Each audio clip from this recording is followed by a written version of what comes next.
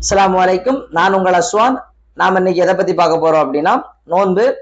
நோன்புனால நமக்கு கிடைக்கக்கூடிய பலன்கள், நோன்புல நாம செய்யக்கூடிய பிழைகள்னால வரக்கூடிய விளைவுகள், அது என்ன அப்படின்னு பார்த்தோம் அப்படின்னா, முதல்ல நமக்கு கிடைக்கக்கூடியது வந்து செல்ஃப் டிசிப்ளின். அது என்ன செல்ஃப் டிசிப்ளின் அப்படின்னா, ஒரு கட்டுப்பாடான ஒரு அமைப்பை நமக்கு என்ன செய்யுதுன்னா இந்த நோன்பு சொல்லி தருது. உதாரணத்திற்கு, காலையில் எழுந்திருக்கணும், இரவு வர உணவு உண்ணாம இருக்கணும், பின்பு இரவு உண்ணணும், அதுக்கப்புறம் நாம ரெஸ்ட் எடுக்கணும், பின்பு என்ன செய்யணும், காலையில எழுந்திருக்கணும் அப்படிங்கிற இந்த ரெகுலேஷனை நமக்கு என்ன செய்யுது அப்படின்னா இந்த நோன்பு கத்து தருது. அப்ப இந்த அடிப்படையில ஒரு செல்ஃப் டிசிப்ளினை நம்ம இந்த நோன்பு மூலம் கத்துக்கலாம். ரெண்டாவது பார்த்தோம் அப்படின்னா, அதிகப்படியான உணவுகளை உட்கொள்ளாததுனால நம்ம உடல் வந்து கலோரி டெபிசிட் அப்படிங்கிற ஒரு இடத்தை நோக்கி போறதுனால நம்மளுடைய உடல் என்ன செய்யும்னா ஆட்டோமேட்டிக்கா குறைய ஆரம்பிக்கும். அப்ப அந்த அடிப்படையில நமக்கு வெயிட் ரிடக்ஷன் வர்றதுக்கான வாய்ப்புகள் அதிகமா இருக்கு.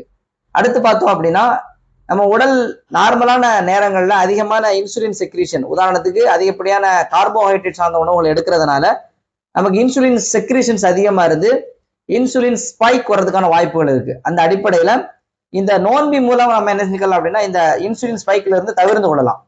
அப்போ இந்த நோன்பு நமக்கு இன்சுலின் லெவலை ரெகுலேட் பண்ணும். அப்போ நம்மளுடைய உடலினுடைய சுகர் அளவு கட்டுப்படுத்துவதற்கு இந்த நோன்பு ஒரு மிக முக்கியமான காரணியா இருக்கு. அடுத்து பார்த்தோம் அப்படின்னா, நம்மளுடைய உடல்ல இந்த கான்சென்ட்ரேஷன் அப்படிங்கிற அந்த ஒரு விஷயம் என்ன செய்யும் அப்படின்னா இந்த நோன்பு மூலம் நமக்கு கிடைக்கும். அது எப்படி அப்படின்னா, நம்ம நோன்பு திறந்ததுக்கு அப்புறம் நிறைய தவறான விஷயங்கள் செய்யறோம், அதையெல்லாம் செய்யாம இருந்தா இந்த கான்சென்ட்ரேஷன் என்ன செய்யணும் நமக்கு தெளிவா கிடைக்கும். உதாரணத்துக்கு, நோன்பு திறந்ததுக்கு அப்புறம் ஆயிலி ஃபுட்டு, ஜங்க் ஃபுட்டு, அப்புறம் மசாலா ஐட்டங்கள், இது போன்ற ஐட்டங்களை உடனே நம்ம எடுக்கிறதுனால நமக்கு என்னெல்லாம் வரும் அப்படின்னா அசிடிட்டி வரும், ப்ளோட்டிங் வரும், அது அல்லாம பிபி ஃபிளக்சுவேஷன் வர்றதுக்கான வாய்ப்புகள் இருக்கு, இன்சுலின் ஸ்பைக் ஆகிறதுக்கான வாய்ப்புகளும் இருக்கு. ஏன்னா நம்ம ஒரு பெரிய கேப் கொடுத்து நம்ம இது எல்லாத்தையுமே ஒரே நேரத்துல உண்றதுனால. ஆனா அந்த மாதிரி நம்ம சாப்பிடாம அதை கொஞ்சம் கொஞ்சமா நம்ம எடுத்துக்கொள்ளணும். ஜங்க் ஃபுட்ஸ்லயும் ஆயில் ஃபுட்ஸ்லயும் நம்ம இந்த தவிர்த்து கொள்வது மிக முக்கியமான ஒரு விஷயம். ஏன்னா இது வந்துதான் உங்களுடைய உடல்ல இந்த மாதிரியான மாற்றங்களை ஏற்படுத்தும். இந்த மாதிரி மாற்றங்கள் ஏற்படாம இருக்கணும் அப்படின்னா இதுல இருந்து நம்ம தவிர்த்து கொள்ளணும்.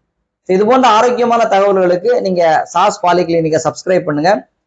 இது போன்ற தகவல்கள் உங்களுக்கு வேற எதுவும் வேணும்னா நீங்க எங்களுடைய கமெண்ட் செக்ஷன்ல போய் உங்களுக்கு தேவையான தகவல்களை கமெண்ட் செக்ஷன்ல போடுங்க. நாங்க அதை குறித்து வீடியோக்கள் போடுவதற்கு ஆர்வமா இருக்கும். ஜஸாக்கல்லாஹ் ஹைரன்.